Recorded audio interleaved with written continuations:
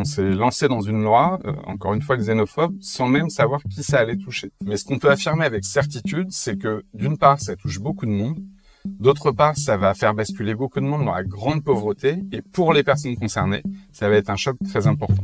C'était l'une des mesures les plus décriées de la loi immigration, qui vient d'être retoquée par le Conseil constitutionnel, le conditionnement de l'accès aux prestations sociales.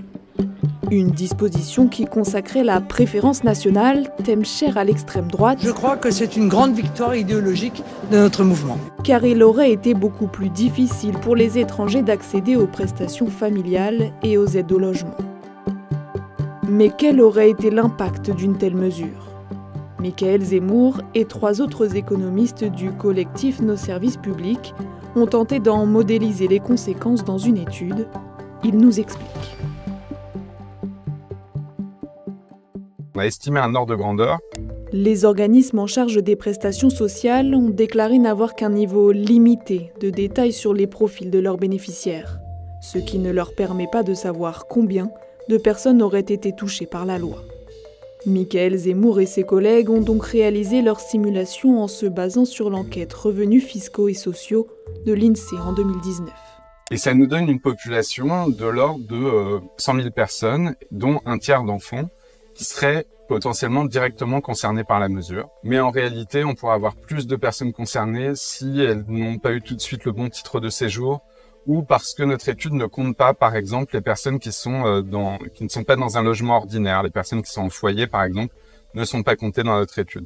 Donc probablement qu'avec le chiffre de 100 000 individus, on est plutôt dans une estimation basse. En tout cas, c'est pas une poignée. C'est vraiment beaucoup de monde. Prenons l'exemple de 2 profils similaires.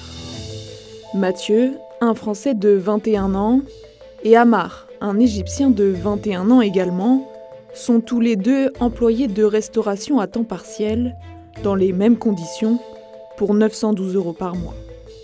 Actuellement, Mathieu touche 1 417 € par mois et Amar 1 024, car l'accès à la prime d'activité est déjà conditionné pour les étrangers. Avec les mesures censurées par le Conseil constitutionnel, Amar aurait perdu son aide au logement et ne disposerait plus que de 912 € par mois. C'est un choc sur le revenu important, c'est-à-dire qu'on va priver des familles d'allocations familiales, potentiellement d'aide au logement.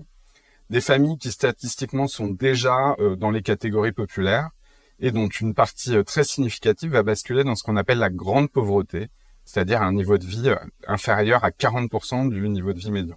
Mais en fait, ce qu'on constate, c'est qu'on va avoir une forte augmentation de la pauvreté en général et de la pauvreté des enfants en particulier.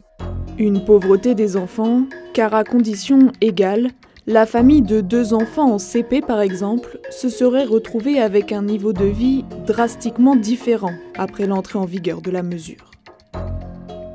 Exemple, Antoine et Brian ont tous les 2 6 ans, ont chacun 2 frères ou sœurs, et leurs parents touchent juste un peu plus du SMIC. Mais les parents de Brian étant canadiens, ils auraient perdu 600 € par mois de prestations sociales. La pauvreté chez les enfants dans des familles d'origine étrangère est plus élevée. Et ce que va faire la mesure, c'est de passer une bonne partie de ces enfants pauvres d'une situation de pauvreté à une situation de grande pauvreté. Et donc là, on parle d'enfants qui peuvent être étrangers, issus de l'Union européenne, ou même français, si leurs parents sont étrangers. Et donc, c'est des enfants qui sont scolarisés en France, dans les écoles de tout un chacun, et qui vont être mis dans une difficulté sociale encore plus importante du fait de la réforme.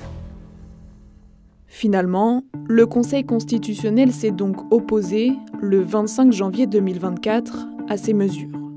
Au total, il a censuré partiellement ou totalement 32 des 86 articles que contiennent la loi, qu'avait pourtant fortement défendu le gouvernement.